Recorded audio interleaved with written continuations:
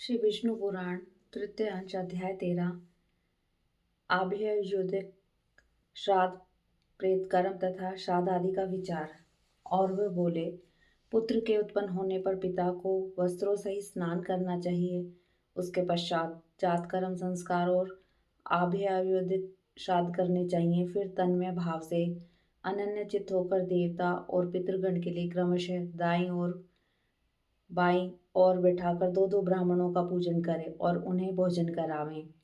हे राजन, पूर्वत व उत्तर की ओर मुख करके दधि, अक्षत और बद्री फल से बने हुए पिंडों को देव तीर्थ या प्रजापति तीर्थ से दान करें। हे पृथ्वीनाथ, इस आभ्यय उदयिक श्राद्ध से नांदी मुख नामक पितृगण प्रसन्न होते हैं। अतः सब प्रकार की अभिवृद्धि के समय पुरुषों को इसका अनुष्ठान करना चाहिए।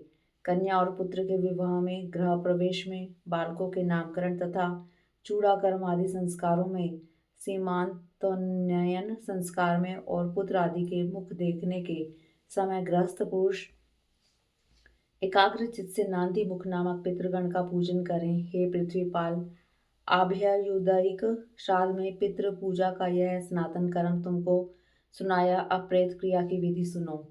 बंधु बांधवों को चाहिए कि भली प्रकार स्नान कराने के अनंतर पुष्प मालाओं से विभूषित शव का गांव के बाहर दाह करे और फिर जलाशय में वस्त्र सहित स्नान कर दक्षिण मुख होकर यत्र तत्र स्थिताय एदम उकाय आदि वाक्य का उच्चारण करते हुए जलांजलि दें। तदंतर गोधूलि के समय तारामंडल के दिखने लगने पर ग्राम में प्रवेश करे और कटकर्म अशोच कृत्य संपन्न करके पृथ्वी पर तृण आदि की शैया पर शयन करे।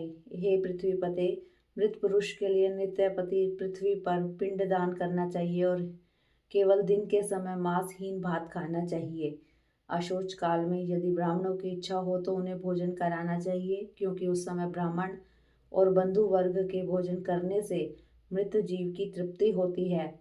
अशोच के पहले, तीसरे, सातवें अथवा 9वें दिन वस्त्र त्याग कर और बही देश में स्नान करके तिलोदक दें। हे नृप, अशोच के चौथे दिन अस्थि चयन करना चाहिए। उसके अनंतर अपने सपिंड बंधुजनों का अंग स्पर्श किया जा सकता है। हे राजन, उस समय से समानोदक पुरुष चंदन और पुष्प धारण आदि क्रियाओं के सिवा पंचयज्ञ आदि और सब कर्म कर सकते हैं। भस्म और अस्थि चयन के अनंतर सपिंड पुरुषों द्वारा शैया और आसन का उपयोग तो किया जा सकता है, किंतु स्त्री संसर्ग नहीं किया जा सकता। बालक, देशांतर स्थित व्यक्ति, पतित और तपस्वी के मरने पर तथा जल, अग्नि और फांसी लगाने आदि द्वारा आत्मघात करने पर शीघ्र ही अशोच की निवृत्ति हो जाती है।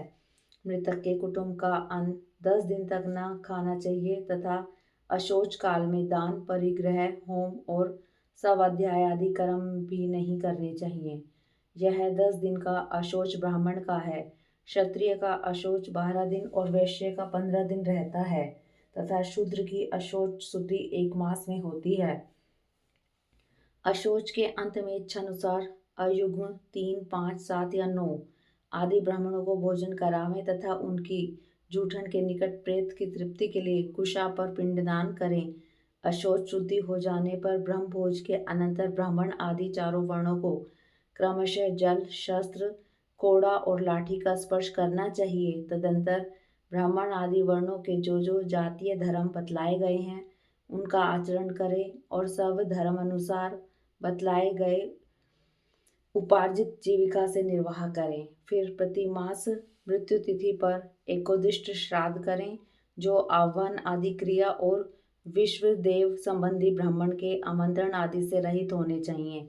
उस समय एक अर्घ्य और एक पवित्रक देना चाहिए तथा बहुत से ब्राह्मणों के भोजन करने पर भी मृतक के लिए एक ही पिंडदान करना चाहिए। तदंतर यजमान के अभिरम्यताम ऐसा कहने पर ब्राह्मणगण अभिरतः स्मः ऐसा कहें और फिर पिंडदान समाप्त होने पर अमुकस्य अक्षयम इदम उपतिष्ठताम इस वाक्य का उच्चारण करें।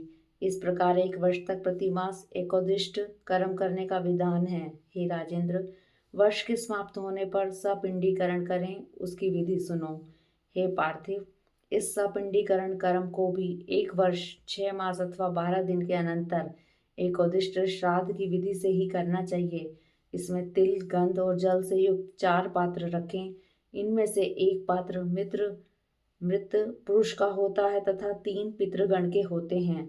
फिर मृत पुरुष के पात्र स्थित जलादि से पितृगण के पात्रों का सिंचन करें। इस प्रकार मृत पुरुष को पितृत्व प्राप्त हो जाने पर संपूर्ण श्राद्ध धर्मों के द्वारा उस मृत पुरुष से ही आरंभ कर पितृगण का पूजन करें। हे राजन, पुत्र, पौत्र, प्रपौत्र, भाई, भतीजा अथवा अपनी सपिंड संतति में उत्पन्न हुआ पुरुष ही श्राद्ध आदि क्रिया करने का अधिकारी होता है। यदि इन सब का अभाव हो तो समानोदक की संतति अथवा मातृपक्ष के सपिंड अथवा समानोदक को इसका अधिकार है। हे राजन, मातृकुल और पितृकुल दोनों के नष्ट हो जाने पर स्त्री ही इस क्रिया को करे, अथवा यदि स्त्री भी न हो तो साथियों में से कोई करे, या बांधवहीन मृतक के धन से राजा ही उसके संपूर्ण प्रेत कर्म करे। संपूर्ण प्रेत कर्म 3 प्रकार के हैं: पूर्व कर्म, मध्यम कर्म तथा उत्तर कर्म। इनके पृथक पृथक लक्षण सुनो। दाह से लेकर जल और शस्त्र आदि के स्पर्श पर्यंत जितने कर्म हैं उनको पूर्व कर्म कहते हैं, तथा प्रत्येक मास में जो एकोदिष्ट श्राद्ध किया जाता है वह मध्यम कर्म कहलाता है। और हे नृप, सपिंडीकरण के पश्चात मृतक व्यक्ति के पितृत्व को प्राप्त हो जाने पर जो पितृक्रम किए जाते हैं वे उत्तर कर्म कहलाते हैं। माता पिता, सपिंड, समानोदक समूह के लोग अथवा उसके धन का अधिकारी राजा पूर्व कर्म कर सकते हैं, किंतु उत्तर कर्म केवल पुत्र, दोहित्र अथवा उनकी संतान को ही करना चाहिए। हे राजन, प्रतिवर्ष मरण दिन पर स्त्रियों का भी उत्तर कर्म एकोदिष्ट श्राद्ध की विधि से अवश्य करना चाहिए। अतः हे अनग, उन उत्तर क्रियाओं को जिसको जिस विधि से करना चाहिए वह सुनो। इति श्री विष्णु पुराण तृतीय अंशे 13 अध्याय।